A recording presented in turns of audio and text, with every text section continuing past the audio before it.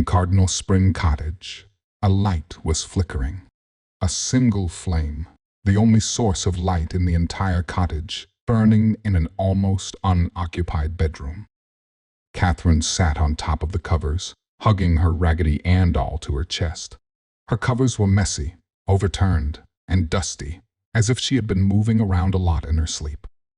A glass of water sat on the night desk next to her, untouched. She was too afraid to drink. Instead, she glanced at the candle burning at her bedside table. She'd had to brave going down to the kitchen and lighting it in the dark, terrified of the pitch blackness surrounding her at every turn. She knew it was silly to fear the dark, but it was October, and her friends at school had taunted her with all the supernatural beings who were said to visit during the fated month. Katherine had run as fast as she could downstairs on legs too long for a 13-year-old, lit the candle through gritted teeth, and sprung back to her room as fast as a startled dew. Cardinal Spring Cottage sat amongst a cluster of trees, obscured from passing visitors because of the magnificent electric gate sat before it. Katherine thought it rather pretty, with its brown tiled roof, tall chimney, and symmetrical red bricks. She'd told her mother she was excited to stay with her father there. Her mother had coughed, given her a bag of cough sweets, and driven away without saying a word. Katherine had been expecting her odd behavior. Whenever her father was around, her mother turned into a different person. Most of the time, her mother was kind and funny and sweet. Mention Katherine's father, and she turned into a shadow of a human being. It was odd, but Katherine loved her mother and said nothing to her about it, even though the change in her mother scared her some. Katherine didn't know her father that well. He had opened the gate, welcomed her to his cottage with a booming voice that seemed to echo, shown Katherine to her room, and then left her to her own devices. He had disappeared into what Katherine determined must be his study, judging from the glimpse of papers she'd seen strewn over his desk before he'd slammed the door shut. Katherine had been left alone in the quaint cottage, which was just small enough to get bored with exploring after 20 minutes. She'd counted every brick in the wall and every crack in the stone flooring before returning to her room for the evening, where she had remained until the lights cut out at exactly midnight.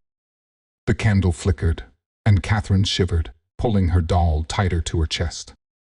She could just imagine all the ghouls and witches and zombies ready to storm Cardinal Spring Cottage, and how she would almost certainly meet her doom that evening. Rain was pattering against her bedroom window, and thunder was rumbling every time she breathed. She wondered how her father could sleep in such horrible weather, but from the little she knew of her father, she knew he wasn't scared of anything, and a minor storm wouldn't intimidate him in the slightest.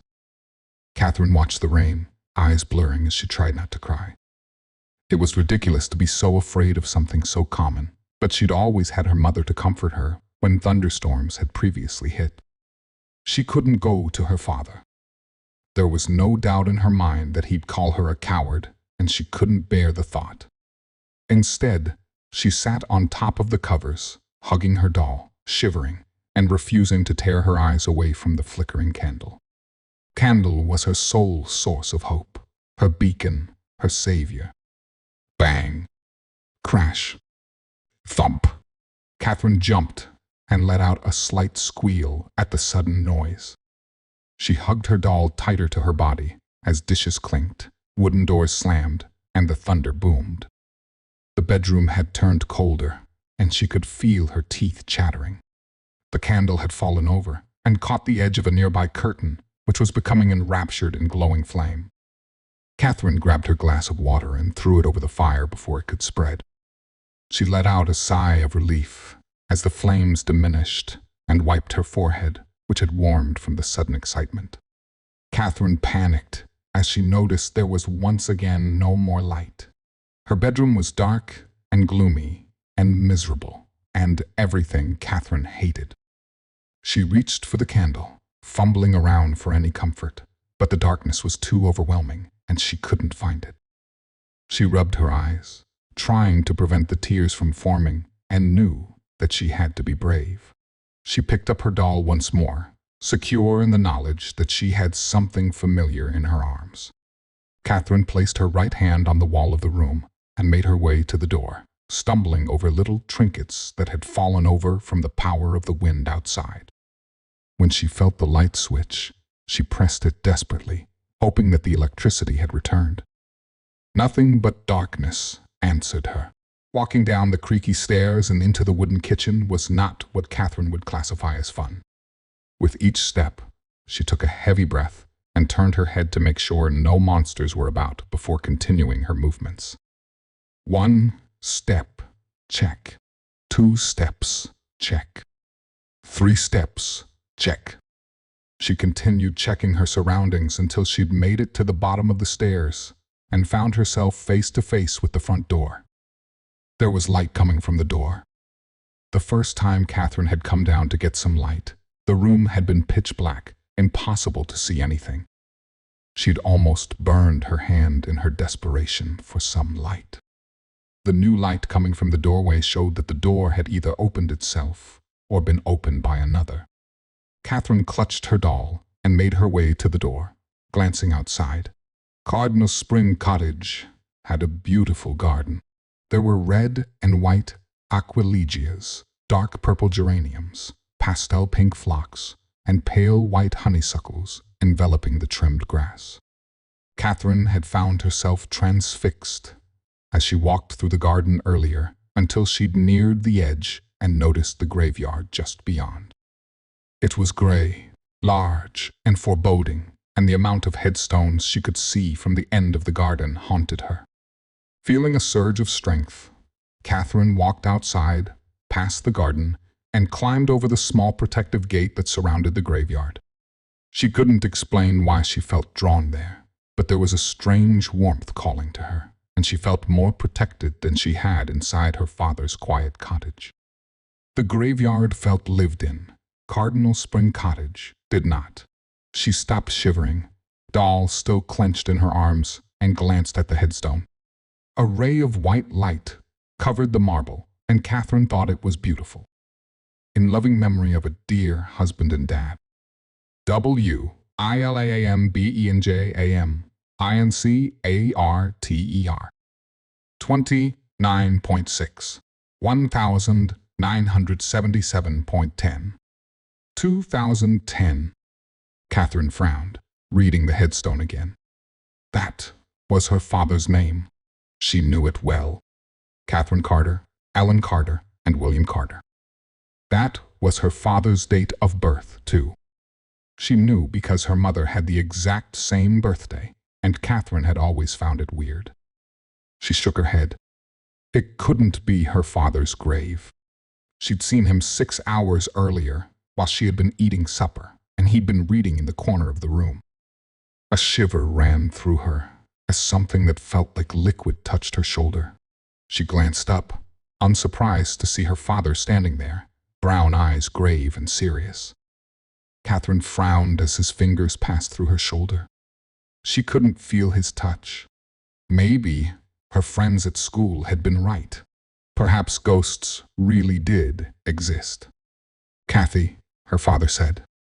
His voice was still loud and booming, but Katherine could hear a slight reverberation, as if an echo followed each syllable he spoke. "The time has come." Katherine shook her head, gripping her doll tight until her fingers went white. "I'm still alive," she told him. "I'm not going anywhere." "You're not going anywhere," her father agreed, lifting himself until he stood at his full height. Now that Katherine knew he wasn't human, she could see the slight bubbling of his flesh and the pale hue of his skin.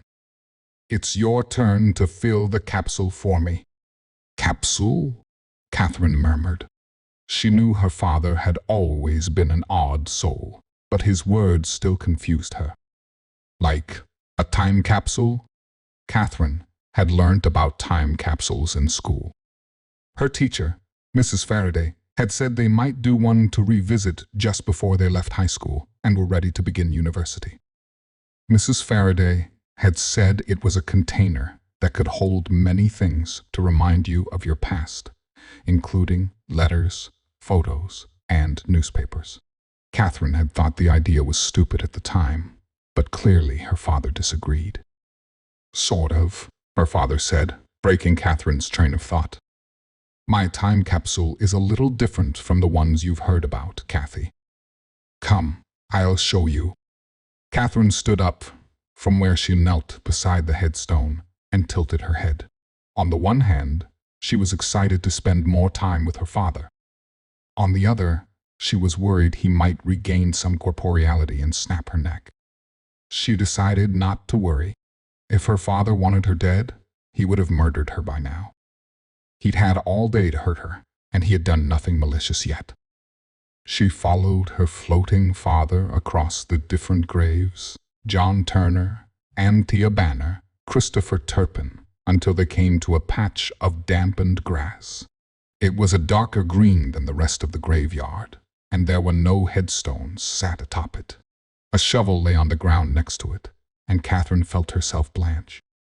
You need to dig, her father said, pointing to the shovel.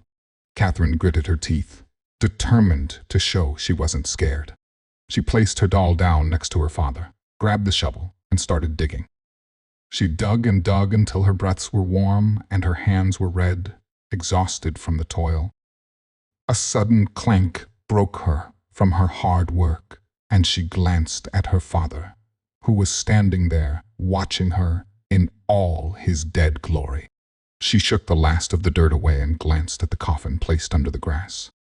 It was a traditional one that she'd seen in vampire films, and just large enough to fit her father's body in. Her father nodded at her as she wiped her brow and jumped down to open the coffin. She lifted it open and gasped as she stared at the contents. Katherine hadn't been sure what to expect. The skeleton was a given, and she could see some of her father's rusty yellow bones, dirty from remaining untouched for the last 10 years. She wanted to throw up, but stifled down her sick and continued staring. Her father's coffin was full of treasures, things she had never seen before. There were photos of her father and her mother dancing at an Irish bar. Her mother's blonde hair was tied up in a messy bun, and her father had a stun of black curls, which were neat rather than unruly. A photograph of her father and her mother on a boat, smiling at each other. Another one of them holding a baby, a chubby-cheeked child that Katherine realized must have been her. There were drawings, all of her father, littered throughout. Her mother's work, Katherine realized, judging from the untidy signature attached to each one. Then there were other possessions, cameras, newspapers from the day her father was born, a party hat, concert ticket stubs. So many wonders. Katherine felt herself leaning closer, intrigued. In the past 5 minutes, she had learnt more about her father than anyone had ever told her. This is my time capsule, her father said, smiling as Katherine reached down and picked up a dusty photograph. Your mother was kind enough to visit after I died and put some timeless things in for me to keep. It was the last time I properly spoke to her. She's still scared, frightened. She doesn't understand me. That's why she doesn't talk to me, or about me, I'm sure. Does she ever mention me? Not really, Katherine answered, placing the photograph back into the grave. But she can see you, can't she? I can see you. We see what we want to see, her father replied. She sees me for what I am, a ghost. You see me for who I could be to you, a potential father. But your mother was clever. She remembered what I asked of her 10 years ago. What did you ask her to do? Katherine asked, feeling a slight shudder overtake her body. She had a suspicion of what her father had asked. On the 10th anniversary of my death, I asked her to bring my daughter to Cardinal Spring Cottage so she could add to my time capsule, give me new things to enjoy while stuck in my grave, her father said. And she did. Your mother's a remarkable woman, Kathy. Never forget that. I won't, Katherine responded, frowning. So you want me to leave something in here? Like what? Something personal to you, her father said. Something so I can always remember you. Katherine smiled and nodded her head. I have just the thing. She picked up the Raggedy Ann doll that had been her constant companion throughout the day and showed it to her father, who smiled. The doll was rather old, one that her mother had had as a child, and she knew it would help her father remember them both. The blue dress was dirty, aged from how long it had been in their family, and the red hair had faded into an unbecoming pink. Still, it was Katherine's favorite possession. She hugged it once more, before kissing the doll's soft forehead and placing it in her father's grave. Her father watched, a proud smile on his face, as Katherine said goodbye to her constant protector. 10 years, Kathy, he said, while Katherine worked hard to fill the grave once more. 10 years, and someone else needs to add something to my grave. Please don't forget. I'll come back and have a look in 10 years, Katherine promised. And if I can, I'll try to get Mom to visit too. You are the best daughter I could ever ask for, her father said, before slowly fading as the grave sealed up once more. Katherine coughed, placed the shovel back down, and glanced around in the darkness. The only light available came from the stars, but she found that the night sky didn't terrify her anymore. The thunderstorm had stopped, and the bright graves danced like beacons in her vision. For the first time in 13 years, Katherine felt safe.